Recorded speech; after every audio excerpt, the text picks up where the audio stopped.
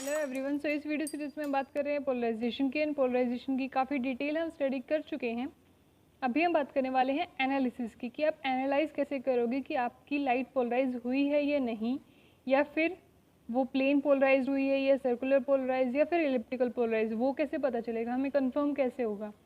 अब हमने ये तो बोल दिया कि भाई लाइट पोलराइज होगी, लेकिन कौन सी पोलराइजेशन हुई है ये भी तो पता चलना चाहिए। सो उसके लिए हम अभी बात कर लेते हैं प्रोडक्शन एंड डिटेक्शन। प्रोडक्शन क्यों डील कर रहे हैं, प्रोडक्शन हम पहले भी कर चुके हैं। हम यहाँ पे सिर्फ एक ब्रीफ इंट्रो ले रहे हैं प्रोडक्शन का, क्योंकि हम यहाँ पे प्रोडक्शन डील नहीं कर रहे हैं। सिर्फ उस चीज़ को अच्छे से समझने के लिए हम थोड़ा सा प्रोडक्शन ब्रीफ उसका देखेंगे, एंड साथ में डिटेक्शन कि कैसे हम डिटेक्ट करेंगे, कैसे एनालाइज करेंगे कि हमारी लाइट कैसे पोलराइज हुई है।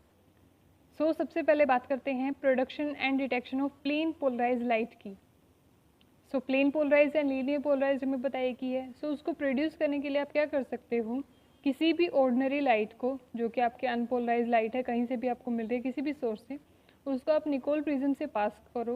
और हमने निकोल प्रिज्म जब डील किया तो हमने देखा था कि ओ रे अंदर टोटल इंटरनल रिफ्लेक्शन की वजह से उस निकोल प्रिज्म के अंदर ही रह जा रही थी, एंड उसके एंड से क्या हो रही थी, एब्जॉर्व हो रही थी, यानी कि वो बाहर आने के एबल नहीं थी। एंड जो कि हमारी ई रे थी, एक्स्ट्रा ऑर्डिनरी वेव, वही हमारी बाहर आ रही थी, और वो प्लेन पोलराइज लाइट है। बनाया था ना कुछ इस तरीके का डायग्राम हमने कि अनपोलराइज लाइट आ रही है। सो कैंडला बाल्सम से जैसे ही स्ट्राइक की तो ओ रे तो हमारी टोटल इंटरनल रिफ्रैक्शन से अंदर ही रिफ्लेक्शन कर रही है, TIR एग्जिबिट कर रही है, और लेकिन हमारी जो ई रे है वो क्या आ रही है, बाहर आ रही है। एंड ये सिंगल रे बाहर आ रही है, वो क्या है, प्लेन पोलराइज्ड। डिटेल के लिए हम प्रोडक्शन वाली वीडियो देख सकते हैं। एंड फिर उसको डिटेक्ट कैसे करेंगे, कि आपने ये तो बोल दिया कि प्लेन पोलराइज लाइट बाहर आ रही है, डिटेक्ट कैसे करोगे, इसको एग्जामिन करने के लिए आप क्या करो, एक और निकोल प्रिज्म रख दो उसके आगे, जो कि क्या करे, कंटिन्यूसली रोटेट करे। जो ये हमारी ई रे आ रही है, इसके बाहर से फिर से आप एक निकोल प्रिज्म रख दो, हमारी ई रे को निकोल से पास करो।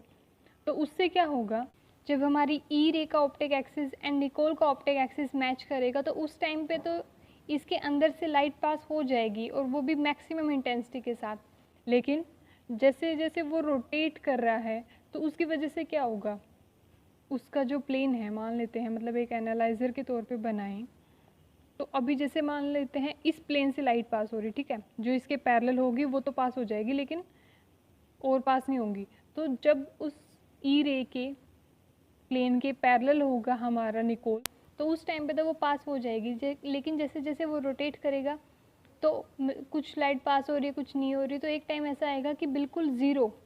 मान लेते हैं ई रे का आपका प्लेन कुछ इस तरीके का, यानी कि हॉरिजॉन्टल है, एंड निकोल का क्या है, वर्टिकल, तो उस टाइम पे तो बिल्कुल पास नहीं होगी।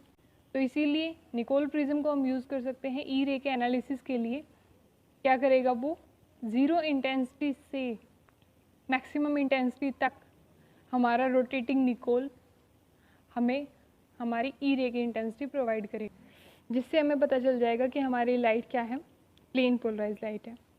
फिर production and detection circular polarize light के लिए। सर्कुलर को प्रोड्यूस करने के लिए हम क्या कर सकते हैं, जो भी आपकी प्लेन पोलराइज लाइट है, जैसे मान लेते हैं ई रे ही है, उसको आप निकोल प्रिज्म पे फोल्ड कराओ, ठीक है, निकोल प्रिज्म से फोल्ड कराया हमने नॉर्मली 90 डिग्री पे, एंड फिर on a quarter wave plate, उसके बाद एक क्वार्टर वेव प्लेट से production and detection of circular polarize light. So circular को कैसे प्रोड्यूस करेंगे, सर्कुलर के लिए आप क्या करो, जो भी निकोल प्रिज्म से आपको प्लेन पोलराइज लाइट मिल रही है, उसको आप पास कराओ किससे, एक क्वार्टर वेव प्लेट से। क्वार्टर वेव प्लेट से पास कराने से क्या होगा, क्योंकि जो हमारी क्वार्टर वेव प्लेट है वो कितना फेज डिफरेंस करती है, 45 एंगल का। सो इसकी वजह से क्या होगा, जो हमारी वेव्स हैं, अब मान लेते हैं कि इंसिडेंस वेव का एम्पलीट्यूड तो ये था, फिर वो किस में डिवाइड होगी, ई वेव एंड ओ वेव में। सो ई का एम्पलीट्यूड कितना हो जाएगा, ए कोस 45 एंड ओ का ए साइन 45, तो ये दोनों के दोनों सेम हो जाएंगे, यानी कि ए जो इक्वेशन थी हमारी वो क्या थी, x square by a square plus y square by b square is equals to, मतलब यहाँ पे 2xy cos delta upon a b कुछ करके and equals to sine square delta, ऐसा कुछ था। तो जब हमारा ये एंगल 45 हो गया तो ए एंड बी तो हमारे क्या हो गए, इक्वल हो गए, एंड डेल्टा हमारा जो फेस डिफरेंस है वो यहाँ पे कितना होता है 90 डिग्री, जो कि हमारे इस कंपोनेंट को कैंसिल कर देता है। बेसिकली जो इलिप्स की इक्वेशन बनी थी x square by a square plus y square by b square is equals to 1, जो इलिप्स बनता है हमारा सेम वही मेथड, सिर्फ इलिप्स के अंदर और सर्कुलर के अंदर डिफरेंस क्या था कि ए एंड बी हमारे क्या हो जाते हैं इक्वल। सो जिसकी वजह से ये इक्वेशन किसकी बन जाती है, एक सर्कल की। अब हम डिटेक्ट कैसे कर सकते हैं सर्कुलर पोलराइज लाइट को। सर्कुलर पोलराइज लाइट को जब आप देखते हो किसी भी रोटेटिंग निकोल से, जैसे कि हमने प्लेन पोलराइज लाइट के लिए देखा, तो हमारी लाइट कोई वेरिएशन नहीं दिखाती इंटेंसिटी के अंदर। ये रिजेंबल करती है किससे, अनपोलराइज लाइट से। मतलब कि जब निकोल से हमारी सर्कुलर लाइट पास होती है तो उसके अंदर वेरिएशन नहीं दिखते हमें इस तरीके की लाइट मिलती है जैसे कि वो अनपोलराइज्ड है। क्यों, क्योंकि वो क्या है, सर्कुलर फॉर्म में है, कहीं कोई इंटेंसिटी का चेंज हो ही नहीं रहा। तो इसको कंफर्म करने के लिए हम क्या करते हैं, एक फिर से क्वार्टर वेव प्लेट से उसको पास कर देते हैं। क्वार्टर वेव प्लेट से पास करेंगे तो क्या हो जाएगा, वो फिर से प्लेन पोलराइज बन जाएगी, एंड फिर उसको दिखाते हैं किसी भी निकोल प्रिज्म के रोटेशन से, तो वहाँ पे हमें दिखती है ज़ीरो मिनिमम इंटेंसिटी से लेके मैक्सिमम इंटेंसिटी तक। तब हम ये कंफर्म हो जाता है कि हाँ, जो क्वार्टर वेव प्लेट से पहले हमें लाइट मिल रही थी वो क्या थी, सर्कुलर पोलराइज लाइट। फिर हम इलिप्टिकल को कैसे प्रोड्यूस कर सकते हैं, तो इलिप्टिकल के लिए भी सेम था कि आप नॉर्मली फॉल कराओ किसी भी क्वार्टर वेव प्लेट के ऊपर, सिर्फ आपका एंगल 0, 45 एंड 90, इनके अलावा कोई भी एंगल होना चाहिए। मोस्ट अप्रोप्रिएट जो एंगल होता है वो होता है 30।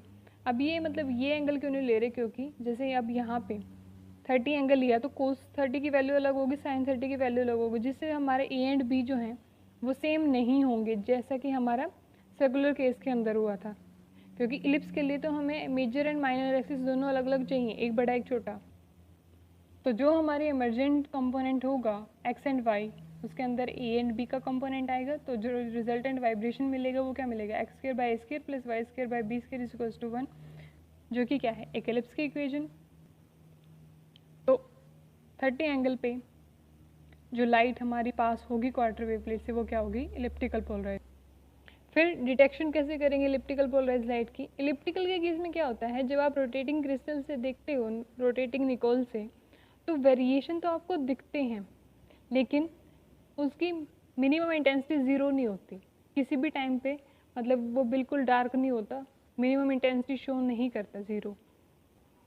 तो फिर कंफर्म कैसे करेंगे, कंफर्म करने के लिए हम क्या करते हैं, जो लाइट है हमारी उसको हम फिर से जिस भी निकोल से हम पास करा रहे हैं उसको हम क्या करते हैं, मैक्सिमम इंटेंसिटी पे सेट करते हैं। ठीक है, मिनिमम तो नहीं मिल रही, मैक्सिमम तो मिलेगी, तो जो भी मैक्सिमम इंटेंसिटी है उस पर सेट कर देते हैं। और उसके बाद हम क्या करते हैं, जो प्रिंसिपल सेक्शन है निकोल का उसको पैरेलल कर देते हैं इलिप्टिकल वाइब्रेशन के। मतलब क्या है कि जिस प्लेन में आपकी निकोल प्रिज्म की मैक्सिमम इंटेंसिटी है उसी प्लेन में आपका इलिप्टिकल है। यानी कि जैसे कि वो एनालाइज़र हम देख रहे थे कि आपकी एनालाइज़र की जो प्लेन है, यानी कि ऑप्टिक एक्सिस मान लेते हैं, ऑप्टिक एक्सिस आपकी वर्टिकल है, सो इलिप्टिकल की भी वर्टिकल है, तो दोनों को आपस में क्या कर देते हैं, पैरेलल, जिससे वो इजीली पास हो जाए, मैक्सिमम इंटेंसिटी मिले। और फिर हम क्या करते हैं, एक और क्वार्टर वेव प्लेट हम इंट्रोड्यूस करा देते हैं पहली प्लेट एंड निकोल के बीच में। आपने क्या किया था, क्वार्टर वेव प्लेट इंट्रोड्यूस कराई थी ताकि आपको क्या मिले, इलिप्टिकल पोलराइज लाइट। तो उस quarter wave plate and Nicol के बीच में हम एक और क्वार्टर वेव प्लेट को रख देते हैं इस तरीके की कि उसका ऑप्टिक एक्सिस क्या हो, पैरेलल हो निकोल के। ठीक है, वो निकोल प्रिज्म के सेक्शन, प्रिंसिपल सेक्शन के पैरेलल है। तो इसकी वजह से क्या होगा, जो ऑप्टिक एक्सिस होगा हमारी प्लेट का वो भी पैरेलल हो जाएगा इलिप्स के। तो इलिप्स के पैरेलल होते ही जो लाइट पास होगी वो हमारी क्या हो जाएगी, प्लेन पोलराइज्ड। एंड फिर हमें पता ही है कि जब रोटेटिंग निकोल से आप प्लेन पोलराइज लाइट को पास कराओगे तो वो क्या करेगी, इंटेंसिटी का वेरिएशन शो करेगी, जिसमें आपकी मिनिमम इंटेंसिटी कितनी होगी, ज़ीरो। सो हम इजीली निकोल की हेल्प से एंड क्वार्टर वेव प्लेट्स की हेल्प से सभी को एग्जामिन कर सकते हैं, चाहे वो हमारी प्लेन पोलराइज हो, सर्कुलर पोलराइज या इलिप्टिकल पोलराइज। सो ये था हमारा एनालिसिस कि कैसे हम एनालाइज कर सकते हैं हमारी पोलराइज लाइट को कि वो सर्कुलर पोलराइज है, प्लेन पोलराइज या एलिप्टिकल पोलराइज्ड। और हमने ये अच्छे से जान लिया है कि एनालाइज करने के लिए कोई अलग से डिवाइस कोई नहीं बनता, सिर्फ आप निकोल को या क्वार्टर वेव प्लेट्स को आप पोलराइज़र को ही यूज़ करते हो, इसीलिए एनालाइज़र भी एक तरह का पोलराइज़र ही होता है। सिर्फ किसी को हम पोलराइज करने के लिए यूज़ करते हैं और किसी को क्या करते हैं, एनालाइज करने के लिए यूज़, सिर्फ उनकी वर्किंग अलग होती है, डिवाइस सेम होता है। So this was all about analysis of polarized light. Thank you so much.